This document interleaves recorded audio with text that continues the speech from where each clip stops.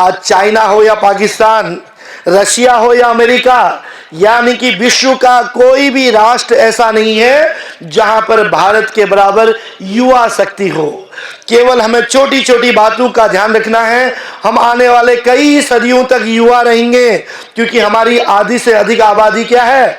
युवा है। और हम सब जानते हैं कि जब हम इस विद्यालय में बैठे हैं तो राष्ट्रीय और अंतर्राष्ट्रीय स्तर पर हमारी देश की रक्षा के लिए, अखंड भारत के निर्माण के लिए, हम सब की रक्षा के लिए, हम सब की दीर्घायु के लिए, किसी का भाई, किसी का पिता, किसी का पुत्र, और इस देवभूमि उत्तराखंड पूरा हिंदुस्तान का 1% है, लेकिन यहां हर घर का एक जवान इस समय सियाचिन में है, कश्मीर से लेकर कन्याकुमारी तक है।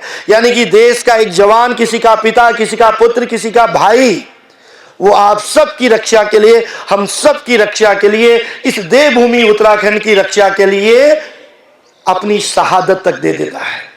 तो उस समय जब देश का जवान न कभी क्षेत्रवाद की बात करता है, न कभी जातिवाद की बात करता है, कभी किसी वाद में नहीं पड़ता है, वो तो केवल एक बात जानता है, अखंड भारत, जननी जन्मभूमिश्च स्वर्गादपि गरीयसी की भावनाओं को लेके वो अगर -डिग्री टेम्परेचर में खड़ा हो सकता है, तो इस विद्यालय में पढ़ने वाला बच्चा 8 घंटे अच्छे से क्यों नहीं पढ़ सकता?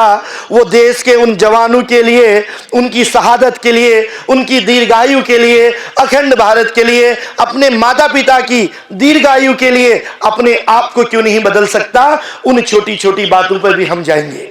मैं अपने भैया बहनों को कहना चाहता हूं कि जब हम यहां पर पढ़ाई कर रहे हैं, हम 6 to लेके 12th के बच्चे यहां पर बैठे हैं, 5th के बच्चे भी बैठे हैं।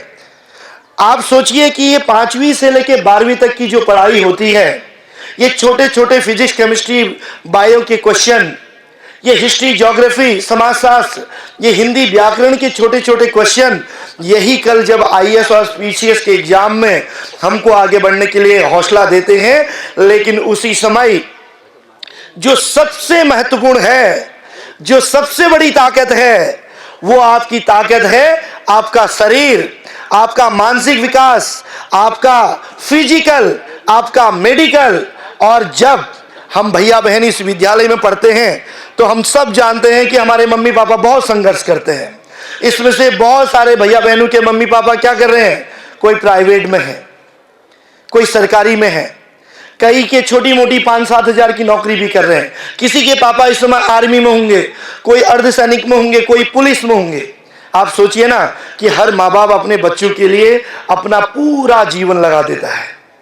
हर माता पिता अपने बच्चों के लिए अपनी आयु को, अपनी बीमारियों को नजरअंदाज करते हुए केवल इस बात के लिए जीवित रहते हैं कि उसकी बेटी अच्छे से पढ़ ले, उनका बेटा पढ़ के अपने पैरों में खड़ा हो जाए, उनकी बिटिया आगे चल के अपने पैरों में खड़े हो, ताकि कल समाज में उसको पद, प्रतिष्ठा और मान मिले।